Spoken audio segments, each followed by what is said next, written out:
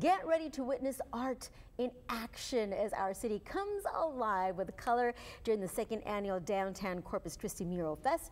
Eric Carbeling joins us live right now. Good morning, Eric. Thank you so much for being with us this morning here back at the studio. We've been admiring your work right behind you that you've been working on these past few days. So I remember earlier you told John Thomas that you were inspired by Tejano music. What about Tejano music exactly inspired you? Talk to us about your research, and was there a certain story or a certain artist that inspired this work of art? Yeah, I mean, really so many parts of it. I think the storytelling of it, the grittiness, the kind of, really the roots of it being these two instruments here, I thought was really, that's what I wanted to start at with the core.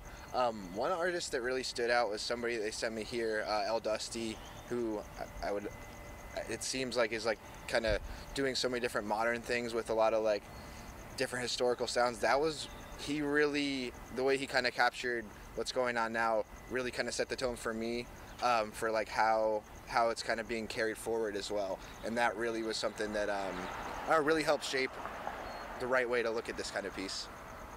Or at least the way that got me most excited. I don't know what's right, but...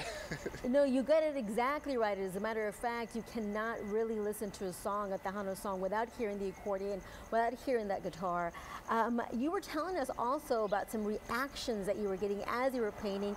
Tell us about that. What kind of comments were you hearing? I mean, a lot of people just driving by saying, we love it, great job. One guy even like leaning all the way out the car yelling like, yeah, you're putting on for the city, thank you so much. You know, that was pretty good. I don't know if that's the best move, but I appreciate, you know, any feedback at all. And yeah, a lot of people coming up, taking pictures, families, kind of explaining the process, and it's been really, really awesome. And, you know, to just feel that kind of support even when it's not the main event, it's really, really great. And everyone's been so kind. I want to ask you about your nickname, Squiggle Pop. Tell us a little bit more about that. How did you get that nickname and why?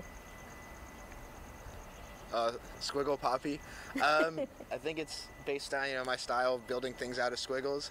I think it's just a hilarious, my girlfriend was the one that came up with it, so she deserves the credit, but I think it's just a hilariously kind of combination of like a super confident name and like something super goofy, which is I think also pretty fitting for me. So Squiggles, you know, being the way I describe what I do, or the way I describe the forms that I make, that I build the imagery out of with the vibrant colors. When I was painting a bunch, people used to kind of ask, oh, what do you call these forms? And I would always like, they're just squiggles, and like to kind of play it down, but then Squiggle Poppy making it, you know, seem really intense, but also like kind of hilarious at the same time. Eric, where can we find your work of art right behind you? Where exactly is it located?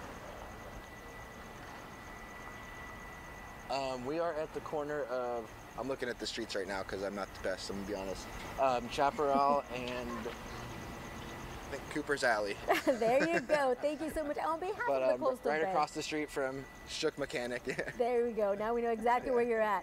Eric, on behalf of the Coastal Bend, thank you so much for helping beautify our beautiful city even more. We appreciate your work, and we're enjoying it here back in the studio. Thank you so much.